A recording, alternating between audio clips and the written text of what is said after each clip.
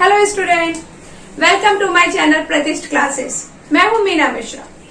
हम लोग indefinite integration में काफी आगे बढ़ गए हैं और आज हम कहां पहुंच गए?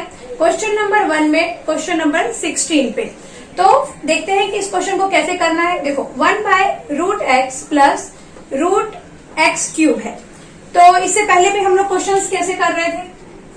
हम सब्स्टिट्यूशन मेथड कर रहे हैं यहाँ पर। तो पहले तो आप इसको इंटीग्रेशन के फॉर्म में लिखें, I is equal to 1/√x plus √x cube. अब यहाँ पे हम क्या देख रहे हैं कि √x दोनों के पास है, तो और तो कुछ यहाँ दिख नहीं रहा। तो हम क्या करें, √x को √x को अगर आप t ले लेते हैं तो क्या आएगा, let √x is equal to t। तो यहाँ से हमें क्या मिलेगा, अगर x की वैल्यू देखें तो x इज इक्वल टू हो जाएगा t² और फिर हम इसको d/dx करेंगे तो ये हो जाएगा 1 is equal to 2t dt/dx, cross multiplication, तो dx इज इक्वल टू आ गया 2t dt। ओके, यहाँ पे ये dx भी है।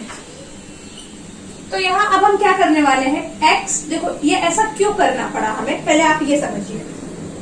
इसके पहले भी हमने काफी सारे क्वेश्चंस किए, उसमें हम क्या करते थे, एक को आपने t लिया तो दूसरा आपका जो भी था उसमें फंक्शन वो आ गया, उसकी जगह फिर हमने dt रख दिया। लेकिन यहाँ ऐसा नहीं है, यहाँ पे ये दोनों √x क्यूब है। तो इसमें हम क्या कर सकते हैं, √x को हमने t ले लिया। अब चलो ये √x को तो हमने t ले लिया, लेकिन फिर हम ये x क्यूब का क्या करेंगे, तो उसके प्लेस पे हम क्या पुट करेंगे। तो इसलिए हमें x की वैल्यू पता होनी चाहिए। जब हमें x की वैल्यू पता हो जाएगी तो इस x के प्लेस पे हम वो सब्स्टिट्यूट कर देंगे। समझ में आ गया आपको ये? तो इसलिए हमने √x को t लिया और फिर इसको जब x के रिस्पेक्ट में, पहले तो x इज इक्वल टू ऐसा t² लिख दिया और फिर x के रिस्पेक्ट में इसको जब हम डिफरेंशिएट करेंगे, यहाँ पे आप लिख भी सकते हैं differentiate with respect to x।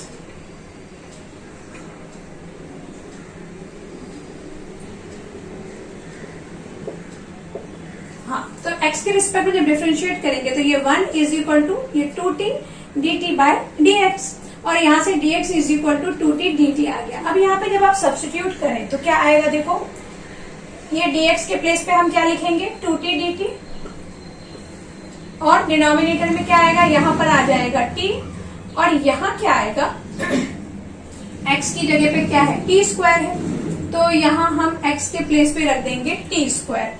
तो ये √x क्यूब है तो t² का ये ऐसा 3 हो जाएगा।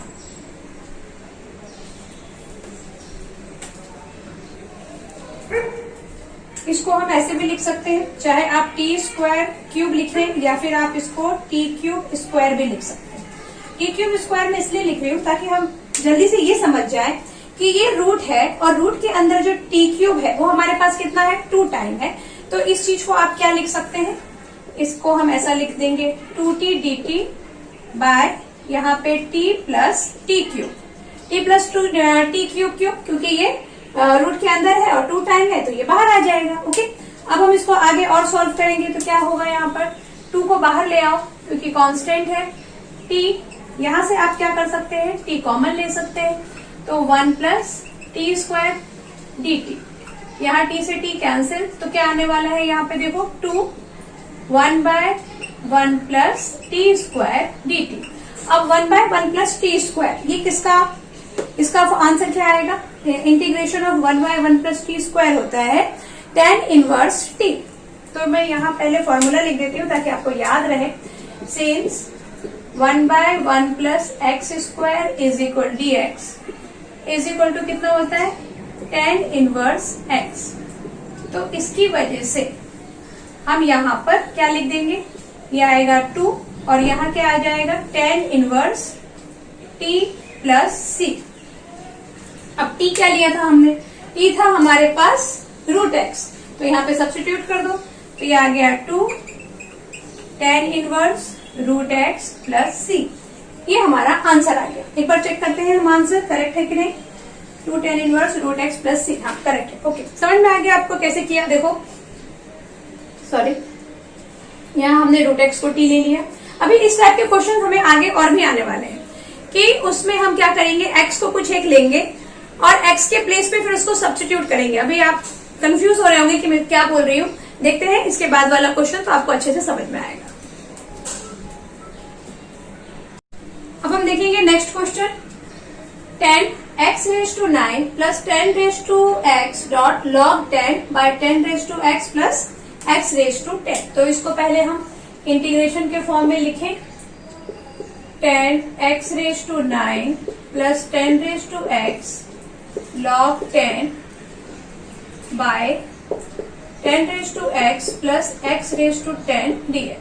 ओके, अब देखो इसमें हम क्या करेंगे, किसको टी लें और क्या आ जाए। तो इससे पहले भी काफी सारे हम लोगों ने क्वेश्चंस किए हैं, तो आपने ये जरूर नोटिस किया होगा कि जनरली हम क्या करते हैं, जो डिनोमिनेटर में हमारे पास वैल्यू होती है उसमें से ही हम किसी को टी लेते हैं, और न्यूमरेटर में अगर इस तरह से फ्रैक्शन होगा तो न्यूमरेटर जो है वो हमारा डिफरेंशिएट करके आना चाहिए। यही हमारा टारगेट होता है और वही सही है। तो आप कभी भी ऐसा नहीं सोचना कि इसमें से टी लेने के बारे में सोचना ही नहीं। टी अगर आपको लेना है तो वो हम डिनोमिनेटर से ही लेंगे और हमारा न्यूमरेटर उसका डेरिवेटिव होगा। ओके, तो इसको टी ले लेते हैं। तो ये टी ले लेंगे तो ये ऊपर वाला देखते हैं आता है कि नहीं। तो हम यहाँ क्या कर दें, late 10x plus x⁻10 is equal to t। अब आप देखेंगे कि आपने डिफरेंशिएशन तो किया ही है, 10x यानी a⁻x है यहाँ पे। अच्छा, यहाँ जो जो दो फॉर्मूले यूज हो रहे हैं मैं यहाँ लिख देती हूँ, since a⁻x d by dx of a⁻x is equal to क्या होता है, a⁻x log a, और ये तो आपको पता ही है, d by dx x⁻n is equal to nx n-1। ये जो दो हमारे पास फॉर्मूले हैं वो हम लोग यहाँ पे यूज कर रहे हैं। तो यूज करते हैं यहाँ पे 10x, मतलब ये लिखेंगे हम 10x log 10 प्लस x⁻10 को आप क्या लिखेंगे, 10x 10-1 दैट इज 9।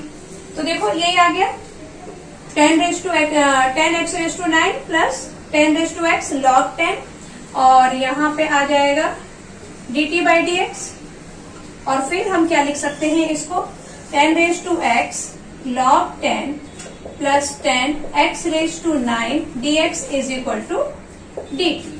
तो अब ये तो काफी आपको इजी लग रहा होगा कि अब हम क्या करेंगे, इस पूरे के प्लेस पे हम क्या लिख देंगे, dt, और ये क्या हो जाएगा आपका, मैं यहीं पे इसको सॉल्व कर देती हूँ। ये हो जाएगा हमारा integration dt by t। Okay, और dt बाय t का क्या होता है, dt by t is log t।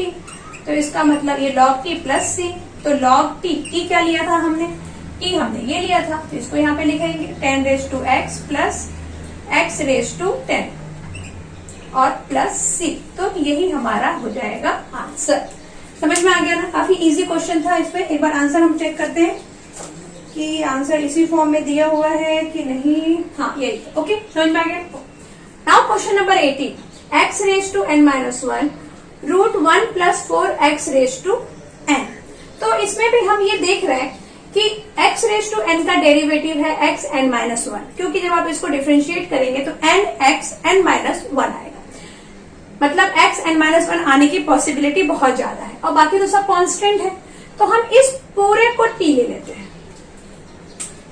पहले इसको इंटीग्रेशन के फॉर्म में लिखें, x⁻n-1 bye √1 plus 4x⁻n dx। Okay, तो कभी भी अगर ऐसा कांस्टेंट में होना तो उसमें से फिर हमें किसी एक को टी नहीं लेना है, तो सबको टी ले लेना है, ताकि एक ही बार में हम उसको सॉल्व कर दें। तो लेट, अच्छा रूट के साथ नहीं लेंगे हम।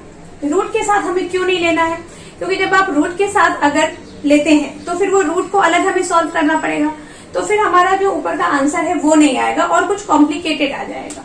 तो इसके लिए कभी भी अगर रूट के साथ आपके पास नंबर है तो आप रूट को इग्नोर करेंगे, उसके अंदर जो भी फंक्शन है सिर्फ उसको टी लेंगे। तो 1 plus 4x⁻n is equal to T ले लिया। 1 तो 0 हो जाएगा जब हम डिफरेंशिएट करेंगे, तो यहाँ 4 आ जाएगा और ये n आ जाएगा। xn-1 इज इक्वल टू कितना, dt बाई dx।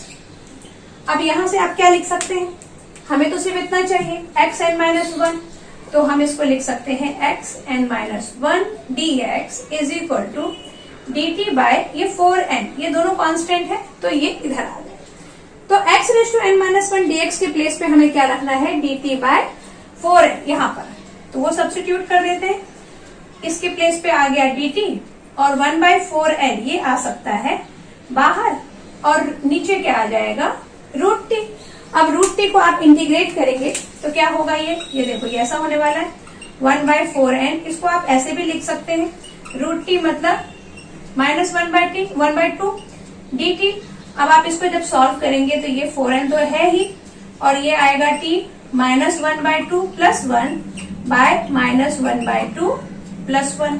अब इसे हम और सॉल्व करेंगे तो ये आएगा 2 × 2 मतलब 1/2 आ जाएगा और यहाँ पर भी 1/2 आ जाएगा, तो 1/2 का हो जाएगा 2/1, ये होगा 1/4 × 2/1 और यहाँ क्या आने वाला है, रूट टी। तो ये 2 2 = 4, तो ये आएगा 1/2n और रूट टी है तो टी किसको लिया था हमने, टी लिया था हमारा 1 + 4x रेज टू n। तो यहाँ पर हम लिख देते हैं 1 + 4x raise to n + c। Clear हो गया ये। अब यहाँ पे साथ में हमको +c भी लिखना था। ओके, तो एक बार इसको भी आंसर देख लेते हैं हम कि आंसर करेक्ट है कि नहीं। 1/2n root 1 + 4x raise to n + c, answer is correct. समझ में आ गया ये भी काफी आसान था।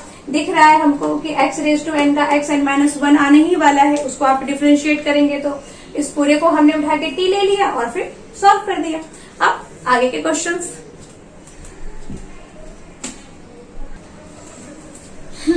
अभी थोड़ी देर पहले जब मैंने आपको बताया था कि ऐसा होगा अभी कि x की जगह हम कुछ लेंगे और दूसरे x के प्लेस पे उसको सब्स्टिट्यूट करेंगे, और फिर मैंने ये भी कहा था कि थोड़ा आपको कंफ्यूजन लग रहा होगा कि मैं क्या बोल रही हूँ, तो वो अब हम इस क्वेश्चन में करने वाले हैं और आपको बहुत अच्छे से समझ में आ जाएगा। देखो यहाँ क्या है, 2x + 1 और यहाँ x + 2 है। अब इस टाइप के केस में क्या होगा, अगर आपने एक को t ले लिया, मान लीजिए हमने इसको t ले लिया, x + 2 को t ले लेते हैं, तो ये तो आने वाला नहीं है 2x + 1।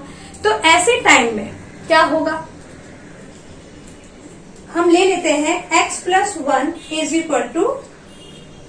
x + 2 = t, sorry I पहले तो इसको लिख लें हम, 2x + 1 रूट x + 2 और dx।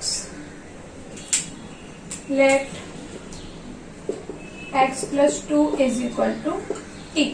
अब x + 2 = t ले लिया और इसको अब आप डिफरेंशिएट कर दीजिए। डिफरेंशिएट करेंगे तो x का 1 हो जाएगा और यहाँ पे ये तो 0 ही हो जाएगा, तो ये हो जाएगा 1 = dt/dx और यहाँ से क्या मिल जाएगा हमें, dx = dt। मतलब जो हमारा dx था वो तो dt बन सकता है और x + 2 के प्लेस पे हम रख देंगे t और यहाँ पे जो 2x + 1 है, अब इस x के प्लेस पे हम क्या रखेंगे, क्योंकि हमने x + 2 को t लिया हुआ है ना, तो अब इस x के प्लेस पे तो हम कुछ नहीं रख सकते और यहाँ पे हमारे पास 2x + 1 है, तो यहीं से क्या मिलेगा हमें, x = मिल जाएगा t - 2 और ये t - 2 हम यहाँ x के प्लेस पे सब्स्टिट्यूट कर देंगे।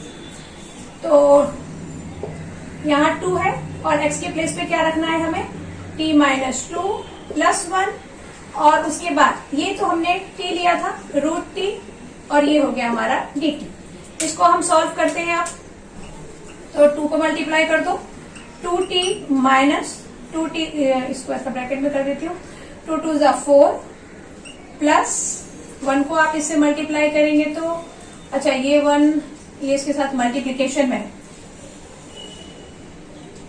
तो 2t - 4 ये +1 ये एक है पूरा और ये रूट t अलग है और फिर ये हो गया dt। समझ में आया ना आपको। देखो 2x + 1 था ना, तो हमने x के प्लेस पे t - 2 रखा, फिर ये +1 तो रहेगा इसके साथ, देन ये रूट t।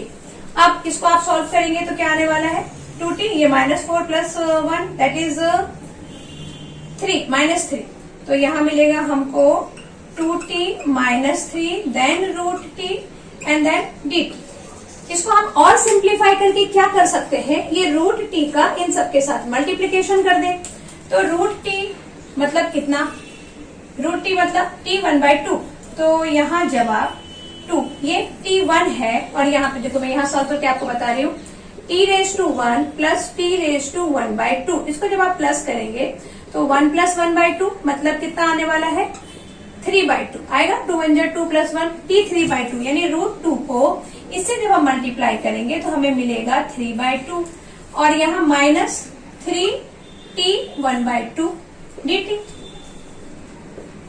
ऐसा क्यों कर देते हैं हम? क्योंकि इस तरह से उसको इंटीग्रेट करना इजी होता है। ओके, अब आप इसको इंटीग्रेट करेंगे तो क्या आने वाला है, ये 2 तो कांस्टेंट है तो 2 आ जाएगा बाहर और यहाँ क्या बचेगा t3/2 dt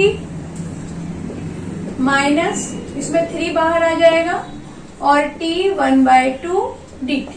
ऐसा हो जाएगा क्वेश्चन। देखो ये 2 आ गया बाहर, t3/2 माइनस 3 बाहर और t1/2 dt। अब ये सिंपल आपको दिख रहा है और इसको हम सिंपली सॉल्व भी कर देंगे। ये क्या हो जाएगा t3/2 + 1 डिनोमिनेटर में भी 3/2 + 1 और यहाँ -3 t1/2 + 1 again in denominator 1/2 + 1 then add constant. इसको सिंप्लीफाई करें तो 3/2 2 × 1 = 2 3 + 2 = 5 5/2 आ गया यहाँ पर और डिनोमिनेटर में भी 5/2 माइनस यहाँ कितना आ जाएगा 2 × 1 = 2 3/2 3/2 और यहाँ पर भी आएगा 3/2 प्लस c।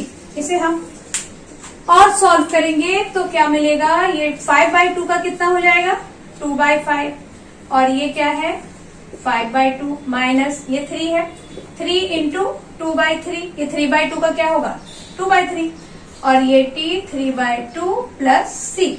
इसमें से ये होने वाला है 4/5। अच्छा t की वैल्यू रख देती हूँ। t क्या था हमारा, t क्या लिया था हमने x + 2 को t लिया था तो यहाँ रख देते हैं सीधे आप। तो x + 2 raised to 5/2 माइनस 3 × 2 = 6। अच्छा 3 × 2 = 6 क्यों, 3 से 3 कैंसिल भी हो सकता है तो यहाँ बच गया सिर्फ आपके पास 2 और यहाँ आ जाएगा x + 2 3/2 प्लस c। राइट है ये। एक बार आंसर चेक करते हैं -2x + 2 3/2 करेक्ट। समझ में आ गया क्या किया हमने। एक बार मैं आपको, और यहाँ पे मुझे ऐसा लग रहा है कि थोड़ा कंफ्यूजन होगा तो इसको क्लियर कर देती हूँ। देखो 2x + 1 और ये x + 2 था तो हमने क्या किया इस x + 2 को t ले लिया। अच्छा अगर हम इसको t ले लेते तो क्या होता, क्योंकि हम t तो किसी को भी ले सकते हैं। मान लीजिए अगर 2x + 1 को t ले लेते तो भी कुछ होता नहीं, लेकिन जब हम उसमें से x की वैल्यू फाइंड करते तो वो बहुत कॉम्प्लिकेटेड वैल्यू आ जाती और फिर उस वैल्यू को इस रूट के अंदर रख के, जैसे कि मैं क्या बोलना चाहती हूँ यहाँ पे देखो, इन दोनों में से आप किसी को भी t ले सकते हैं। मान लो इसको मैंने t ले लिया तो 2x + 1 = t, यहाँ पे भी dx = dt आएगा, उसमें कोई प्रॉब्लम नहीं है। लेकिन जब यहाँ से x की वैल्यू आएगी तो वो क्या आ जाती t-1, फिर x आ जाता t-1/2 और इस t-1/2 को हमें कहाँ सब्स्टिट्यूट करना पड़ता है यहाँ, और ये तो ऑलरेडी रूट के अंदर है तो सोचिए कि कितना कॉम्प्लिकेशंस क्रिएट हो जाता। इसलिए हम क्या करेंगे कि कभी भी अगर इस टाइप के क्वेश्चंस होंगे तो जो रूट के अंदर जो नंबर है आपको उसको ही t लेना है ताकि वो सीधा साधा बन जाए और उसको हम आराम से सॉल्व कर पाए। ठीक है, तो ये सब कुछ आप समझ गए कि क्या किया। फिर अब तो कोई डाउट नहीं है कि इसके प्लेस पे इसको ही t क्यों लिया। अब इसको जब हमने t ले लिया फिर यहाँ से हमने x की वैल्यू ले ली और वो x की वैल्यू यहाँ रख दिया। क्यों रख दिया, क्योंकि इसको डिफ्रेंशिएट करके ये नहीं आ रहा था ना, और यहाँ पर भी x है तो उस x की जगह कुछ तो हमें रखना था। पूरा जो इंटीग्रेशन है वो t के रिस्पेक्ट में हमें करना है तो हर जगह t होना चाहिए। ऐसा हम नहीं कर सकते कि कहीं x है कहीं t है कहीं कुछ और है, ये पॉसिबल नहीं है। ओके, तो समझ में आ गया और देखते हैं बाकी के क्वेश्चंस। तो हमारा नेक्स्ट क्वेश्चन है x⁵ √a² + x²। यहाँ पर भी हम क्या करेंगे a² + x² को हम t ले लेंगे और उसके बाद फिर क्या आना चाहिए x² को जब आप डिफरेंशिएट करते हैं तो आपका आएगा 2x, मतलब x dx के फॉर्म में यहाँ हमारे पास कुछ और चाहिए। तो हम क्या करेंगे, ये जो x⁵ है इसको देखो अभी कैसे लिखते हैं। पहले तो हम इसको इंटीजर के इंटीग्रेशन के फॉर्म में लिख दें x5 √a² a square plus x square dx। इसको अब क्या करने वाले हैं हम, ये x5 को आप लिख दें x4, then root a square plus x square into x dx। ऐसा हम क्यों लिख रहे हैं, क्योंकि देखो जब इसको आप t लोगे A square plus x square को, जैसा कि मैं अभी यहाँ पे बताती हूँ, let A square plus x square is equal to T. इसको जब हम डिफ्रेंशिएट करेंगे तो क्या आ जाएगा, 2x dx is equal to dt, मतलब x dx is equal to आएगा dt बाय 2। तो यहाँ ये x dx आएगा ना, तो इसलिए एक x हमारे पास एक्स्ट्रा चाहिए हमें कि हम उस x dx के प्लेस पे dt लिख पाए, क्योंकि x स्क्वायर को जब हम डिफरेंशिएट करते हैं तो x भी आता है, 2x आता है। तो इसलिए हमने जो हमारा x5 था उसको ऐसा ब्रेक कर दिया और x4, तो x dx के प्लेस पे क्या लिख देंगे, dt। अब इसको हम कैसा सिंप्लीफाई कर सकते हैं, देखो x4 को हम लिख सकते हैं एक्स स्क्वायर का होल स्क्वायर, और यहाँ अभी फिलहाल वैल्यू सब्स्टिट्यूट नहीं करते हैं, और x dx इसको ऐसे रहने देते हैं। अच्छा, नेक्स्ट हम क्या करेंगे यहाँ से, अब यहाँ हमें एक्स स्क्वायर की वैल्यू भी चाहिए, क्योंकि ये हम t लिख देंगे, ये पूरा dt हो जाएगा, और यहाँ हम क्या करेंगे, तो एक्स स्क्वायर की वैल्यू हम यहाँ से फाइंड कर सकते हैं। यहाँ से एक्स स्क्वायर की वैल्यू क्या आ जाएगा, t माइनस ए स्क्वायर। तो अब सारी वैल्यूज हम पुट करें, तो यहाँ क्या रख देंगे हम एक्स स्क्वायर के प्लेस पे, t माइनस ए स्क्वायर का होल स्क्वायर, इसको तो हमने t ले लिया था, और ये हमारा आ गया था dt, और ये जो 1/2 था इसको हम यहाँ बाहर रख देंगे। इसको और हम जरा सिंप्लीफाई करें तो 1/2 हमारा बाहर चल रहा है। इस चीज को देखो a माइनस बी का होल स्क्वायर से हम एक्सपांड कर सकते हैं, तो हम इसको लिखेंगे t square minus 2ab plus b square, b square means a square का होल स्क्वायर, और इस पूरी के बाहर क्या है हमारा रूट टी को आप यही लिख दो, t1/2 dt। इसको हम सॉल्व करें तो क्या होगा, ये 1/2 तो चल ही रहा है, इंटीग्रेशन पहले ब्रैकेट लगा दें और फिर इसके अंदर इंटीग्रेशन, टी स्क्वायर को जब आप इससे मल्टीप्लाई करेंगे तो क्या मिल जाएगा, देखो यहाँ पे टी स्क्वायर है इंटू t1/2, तो क्या हो जाएंगे, इसके पावर्स ऐड हो जाएंगे, क्योंकि बेस सेम है, दोनों का t है, तो पावर्स ऐड हो जाएंगे, तो क्या आ जाएगा 2 2 4 प्लस 1 5/2, तो यहाँ आएगा t 5/2, तो लिख देते हैं t 5/2 माइनस यहाँ क्या होगा 2, और ये t सिंगल है मतलब t1 प्लस 1/2, तो कितना आएगा t 3/2, 3/2 आया, a स्क्वायर प्लस, अब ये तो a4 है, a4 इंटू t1/2 और ये पूरा dt। अब हम इसको सेपरेट कर दें, तो सेपरेट करेंगे तो ये 1/2 तो बाहर है ही, और सेपरेट कर रहे हैं हम t 5/2 dt माइनस 2 बाहर, और यहाँ कितना हो जाएगा, 2 के साथ a स्क्वायर भी बाहर आ जाएगा, क्योंकि वो भी क्या है कांस्टेंट है, तो ये a स्क्वायर भी बाहर आ गया, और यहाँ क्या बच गया सिर्फ t 3/2 dt, और यहाँ पे बाहर आ जाएगा a4, और यहाँ रहेगा t 1/2 dt ब्रैकेट क्लोज। अब 1/2 बाहर चल रहा है, इसको हम अब सॉल्व करेंगे तो t 5/2 है, तो ये तो आपको आ ही गया है अभी तक, इंटीग्रेशन करना +1, अगेन डिनोमिनेटर में भी +1, यहाँ पे भी क्या हो जाएगा 2a square t 3/2 + 1, in denominator also 3/2 + 1, and here a4 और t 1/2 है, तो t 1/2 + 1 and 1/2 + 1, then bracket close and plus c। इसे हम और सॉल्व करें तो क्या आ जाएगा, ये 1/2, और यहाँ क्या आएगा, देखो 2 1 जा 2, 3 + 5 8/2 आएगा, तो 8/2 को आप क्या लिख सकते हैं 2/8, और यहाँ क्या हो जाएगा ये 8/2, यहाँ पर माइनस 2a स्क्वायर, और ये 2 1 जा 2 3 + 2 सॉरी 2 1 जा 2 2 + 3 5, एक मिनट यहाँ पे कुछ गड़बड़ किया है मैंने, 2 1 जा 2 + 5 हो जाएगा 7, 8 नहीं होगा 7, तो ये आएगा 7/2। ओके, और यहाँ पर क्या आएगा, 2 1 जा 2 प्लस 3 5, 5/2, यहाँ आ गया 5/2, और ये 5/2 का क्या हो जाएगा, 2/5, तो इंटू 2/5 यहाँ लिख देती हूँ। और यहाँ पर क्या होगा, A4 3/2, तो 3/2 का लिख देते हैं 2/3, और यहाँ आएगा 3/2 प्लस C। अब इसे हम नेक्स्ट सॉल्व करते हैं।